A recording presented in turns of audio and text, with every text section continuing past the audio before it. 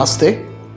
हम लोगों की जो गोचर सीरीज़ चल रही है, जिसमें मैं ऑलरेडी बात कर चुका हूँ कि हम किस प्रकार से प्लैनेट्स को यूज़ करके उनका ट्रांज़िट देख के इवेंट्स को देख सकते हैं कि वो कब होने वाले हैं।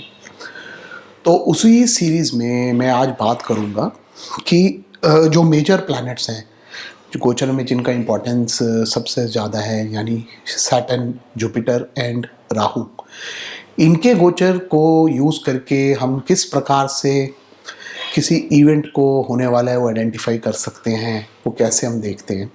तो देखिए, इस सीरीज़ में मैं already double transit of Saturn and Jupiter, इसके ऊपर वीडियोस बना चुका हूँ, जिसमें मैंने बताया था कि जब भी गुरु और शनि किसी घर को देखते हैं या उस घर के लॉट को देखते हैं तो उस हाउस को वो एक्टिवेट कर देते हैं और उससे रिलेटेड इवेंट होने के चांसेस होते हैं हमेशा।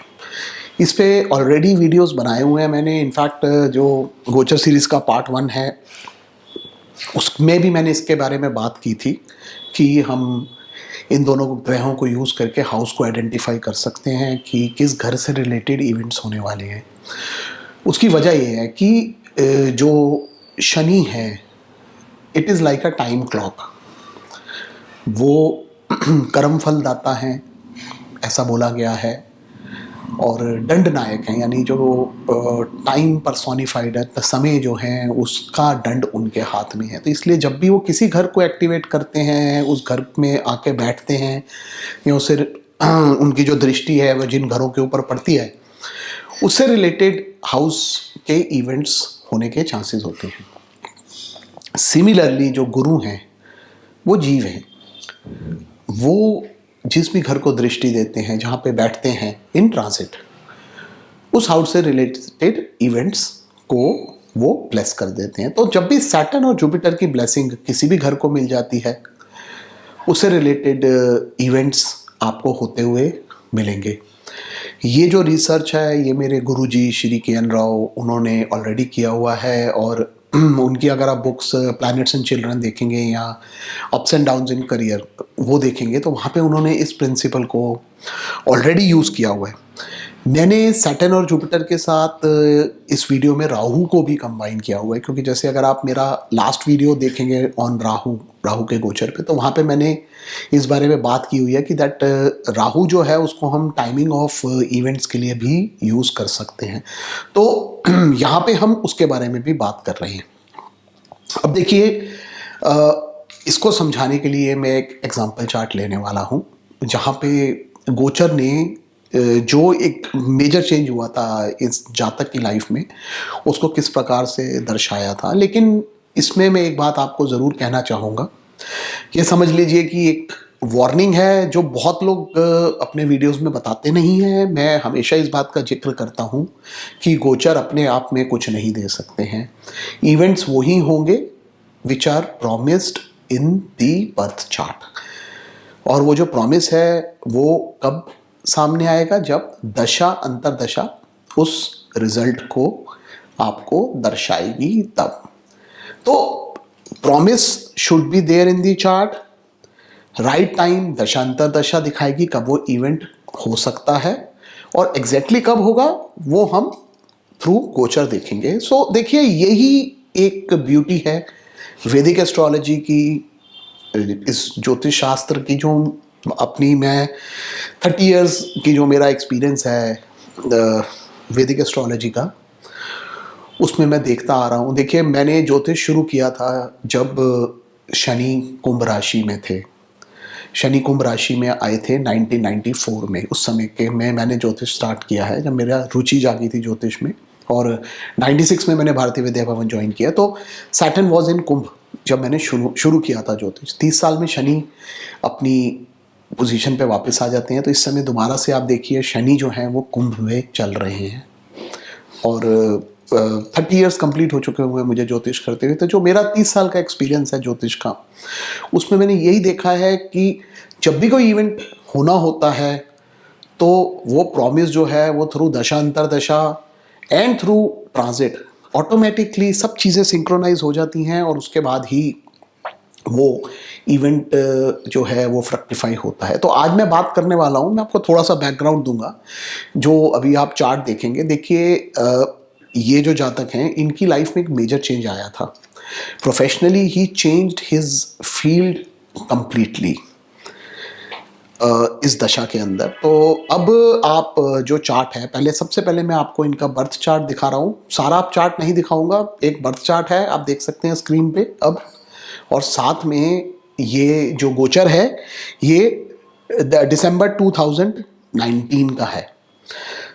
एक्चुअली 19 दिसंबर का मैंने गोचर लिया because that was the date actually जब इनका लाइफ चेंज हुई थी। ये टोटली एक डिफरेंट प्रोफेशन में थे एंड ऑन दिस डे ही decided to change his field completely. तो ये उस दिन का गोचर है। इससे पहले मैं एग्जैक्ट आपको इवेंट बताऊं, मैं आपको थोड़ा सा बैकग्राउंड देता हूं। तो देखिए यहाँ पे मैंने इनके सारे प्लैनेट्स तो नहीं शेयर किए हुए, लेकिन अगर आप कुंडली देखोगे तो यहाँ पे सैटर्न आप देख सकते हो, मैंने दिखाया हुआ है नेटल चार्ट में। And you can see his moon also, जो 9th हाउस में प्लेस्ड है इनकी कुंडली में। अगर आप गोचर देखेंगे तो देखिए जुपिटर जो थे वो 5 नवंबर 2019 को धनु राशि में मूव किए थे। उससे पहले वहाँ पे सैटर्न और केतु ऑलरेडी प्लेस थे। तो जो लोग साढ़े सती की बात करते हैं कि साढ़े सती तंग करती है, तो आप देख सकते हैं इनकी साढ़े सती भी चल रही थी बिकॉज मून इनका जो है वो 9th हाउस में प्लेस्ड है और सैटर्न जो है वो 8th हाउस में बैठे हुए थे ऑलरेडी। तो लगन से देखोगे तो अष्टम शनि चल रहा था and from moon it was in the 12th house. भाग्य का घर जो है उससे भी 12वें हैं, चंद्र से भी 12वें हैं। तो ये चीज़ अगर आप देखोगे तो ये इसमें बड़ी क्लैरिटी आ रही है कि that some turmoil was there in his life. अब देखिए सैटर्न जो है वो कभी भी कुछ चेंज लेके आना चाहते हैं तो थोड़ा सा वो डिस्ट्रक्शन ज़रूर करते हैं because that is his property है। तो वो पाप ग्रह हैं, पाप ग्रहों की श्रेणी में आते हैं और कर्म फलदाता भी हैं, तो कुछ कर्म तो वो आपको देंगे, तो थोड़ा सा वो कष्ट होगा। मैं नीचे इसलिए बार बार देख रहा हूँ क्योंकि मेरे पास यहाँ स्लेट के अंदर ये चार्ट बना हुआ है, आप जो स्क्रीन पे देख रहे हैं, इसलिए मेरे को नीचे देखना पड़ रहा है चार्ट को। तो मैं आपको मैंने कहा बता दूँ मैं आपको ये बात भी कि why I am looking down. तो देखिए नवंबर से पहले इनके अष्टम में शनि और केतु ही थे और वहाँ पर बैठ के नेटल सैटर्न देख रहे हैं। तो देखिए नेटल प्लैनेट को देख रहे हैं तो वो इतना बुरा नहीं है क्योंकि इनकी जो दशा है वो शनि की ही चल रही थी और जो पीरियड है वो सैटर्न में मरकरी चल रहा था और सैटर्न मरकरी से 12th में बैठे हुए, आप ये भी देख सकते हो। जो मून है, मून के साथ मैंने मरकरी भी बनाया हुआ, मैंने अभी पहले बोला नहीं था, तो बट मरकरी भी आप देख सकते हो चंद्रमा के साथ ही प्लेस्ड है 9th हाउस में। तो सैटर्न मरकरी पीरियड चल रहा है और जो महादशा लॉर्ड है वो उस बुध से भी 12वें हैं, चंद्र से भी 12वें हैं, साढ़े सती चल रही है। So it was a period of turmoil. जो भी प्रेजेंट काम कर रहे थे उसमें इनको दिक्कतें आ रही थी। राहु सेकंड में प्लेस्ड हैं, देखिए अगेन। सो वहाँ पे बैठ के सेकंड हाउस पहला अर्थ त्रिकोण है, तो वहाँ बैठ के it was creating problems, financially भी इनको वो तंग कर रहे थे। राहु की मैंने जैसे आप लोगों को बताया था 5वीं और हम 9वीं दृष्टि भी देखते हैं besides seeing the 12th house from Rahu also. तो नेचुरल है, लगन को भी इफेक्ट कर रहे हैं राहु यहाँ पे 6th हाउस को भी देख रहे हैं, 10th हाउस को भी। तो some problems were there but definitely ये बात आप कह सकते हैं कि समथिंग रिलेटेड टू कर्म होने वाला था। अब यहाँ पे 8th हाउस का इंपॉर्टेंस बहुत स्ट्रांगली आ जाता है। अष्टम जो है वो ऑब्स्ट्रक्शंस है, वो कष्ट है, अष्टम चेंज भी है। अब up till 5th of November तो there were issues in his life. अचानक से इनको जब गुरु यहाँ पे 8th में मूव करा So he got an opportunity to change his field. अब जैसे ही इन्होंने अपनी फील्ड चेंज करी, which happened on 19th of December, he changed his job. He got into a very good opportunity which he got in his life. और पहले he was into a kind of a manufacturing line, वहाँ से ये सीधा technology में move कर गए on 19th of December. That was the day he signed the paper. तो अप्रॉक्सीमेटली आप समझो उससे 8-10 दिन पहले से बातचीत स्टार्ट हो गई थी, and he changed his line, and अष्टम यहाँ पे पूरा एक्टिवेट हो गया। जो मैं हमेशा बात करता हूँ डबल ट्रांजिट की, तो आप देखिए शनि और गुरु 8th हाउस में आके बैठ गए, और जुपिटर ने आते ही वहाँ पे इनका जो 8th हाउस है उसको एक्टिवेट कर दिया। अष्टम रिप्रेजेंट्स चेंज। अब यहाँ पे एक और इंटरेस्टिंग चीज़ है देखने की, वो ये जो हम डबल ट्रांजिट की बात करते हैं, उस प्रिंसिपल में मैं हमेशा कहता हूँ हाउस और उसके लॉर्ड दोनों के ऊपर दृष्टि हो सकती है, दोनों में से एक पे भी हो तो भी वो प्रिंसिपल काम करता है। तो यहाँ पे आप देख सकते हो सैटर्न जो है वो 10th लॉर्ड सैटर्न को एस्पेक्ट कर रहा है, 10th हाउस को भी एस्पेक्ट कर रहा है। जुपिटर जो है जब वो 8th में आ गए इन नवंबर, तो उन्होंने आते ही नेटल सैटर्न जो कि 10th लॉर्ड हैं उनको एस्पेक्ट करना शुरू कर दिया। अनदर इंटरेस्टिंग थिंग, महादशा लॉर्ड भी शनि हैं, उनके ऊपर भी गुरु और शनि की दृष्टि आ गई, 2nd हाउस में है वो, and that also got activated. यहाँ पे बड़ी क्लियर इंडिकेशन यहाँ पे आपको दिख रही है। दूसरा घर जो है वो धन का स्थान भी है, and with this transit that effect came in, और इनकी जो इनकम थी वो इमीडिएटली कुछ टाइम्स मल्टीप्लाई हो गई, and he started earning well from this time onward. तो यहाँ पे ये बड़ी क्लियर चीज़ आ गई, बहुत क्लियर इंडिकेशन है जो गोचर यहाँ पे दिखा रहा है। राहु 2nd में है, राहु धन से रिलेटेड कष्ट भी देता है और राहु धन भी देता है जब वो शुभ ग्रहों के साथ ट्रांजिट में उसकी इन्वॉल्वमेंट हो जाती है। तो यहाँ पे वो भी चीज़ आप बड़ी क्लियरली इस गोचर से देख सकते हैं। अब एक सवाल यहाँ पे ये आएगा कि ये जो गोचर है इसने कष्ट क्यों नहीं दिया? बिकॉज कष्ट दिया उससे पहले, मैं ये नहीं कहूँगा कष्ट नहीं दिया, he had issues, he had problems, but वो रिजॉल्व हो गई क्योंकि promise was there in the chart. अब अगर आप चार्ट पे वापस आओ तो यहाँ पे आप देख सकते हो कि 9th लॉर्ड सैटर्न जो है वो 2nd हाउस में प्लेस्ड है, 2nd लॉर्ड मरकरी 9th में प्लेस्ड है। So there is an exchange between the 2nd and the 9th lord which is a dhan yoga. बहुत स्ट्रॉन्ग परिवर्तन धन योग यहाँ पे बन रहा है शनि और बुध के बीच में, और दशा किसकी है? सैटर्न में मरकरी की। अब सवाल ये आता है कि उसी दशा में कष्ट क्यों आया? तो देखिए आप एक इंटरेस्टिंग चीज़ यहाँ पे देखिए कि सैटर्न से मरकरी जो है वो 8th हाउस में प्लेस्ड है।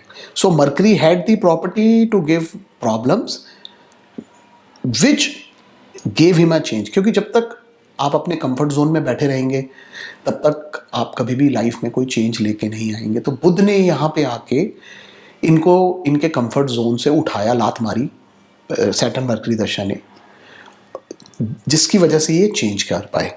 अब उसके लिए हेल्प किसने की?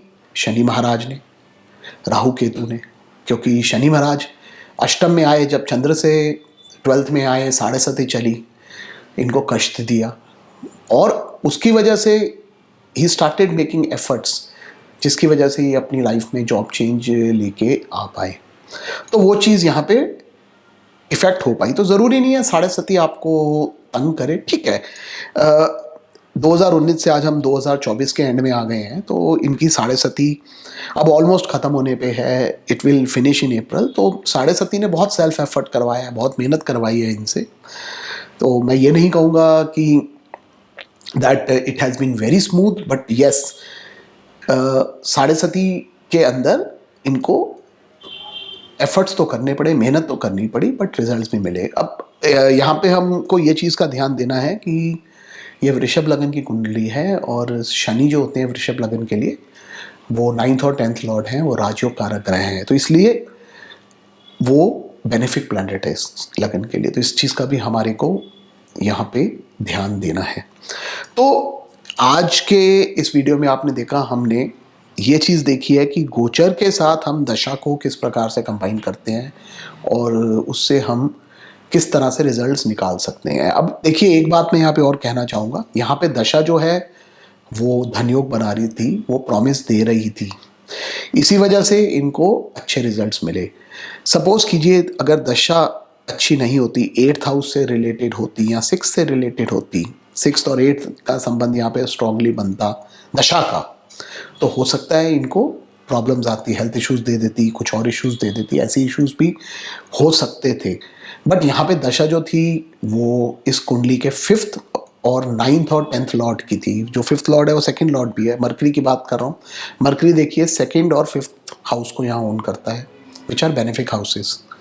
सैटर्न जो है 9th और 10th को ओन करता है। तो आप देखिए कि अच्छे घरों की दशा है, प्लेसमेंट भी अच्छी है, इस वजह से इनको अच्छे रिजल्ट्स मिलने ही थे। चाहे 8th हाउस कुंडली का एक्टिवेट हो रहा है तब भी इनको अच्छे रिजल्ट्स मिले।